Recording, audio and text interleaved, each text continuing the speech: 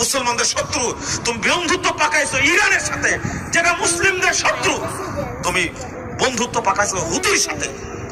তোমাকে সহযোগিতা করবে কেন? হামাস কারা? প্রশ্ন করে গেলাম, উত্তর খুঁজে বের করবে। হামাস কারা? কোথায় থেকে আসলে না?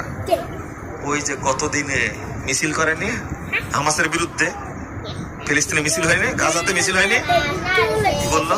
হামাস বেরিয়ে যাও। আপনাকে বলতে পারো বেরিয়ে যেতে? বাংলাদেশের কোন দল আপনাকে বলতে পারে তুমি বেরিয়ে যাও? আপনি বাংলাদেশি না?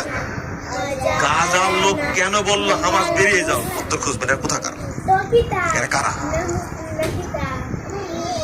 তুমি হামলা করলে কেন? ইরানের পরামর্শে, হিজবুল্লাহর পরামর্শে হামলা করলে কেন? এদেরকে চিনেন না আপনি?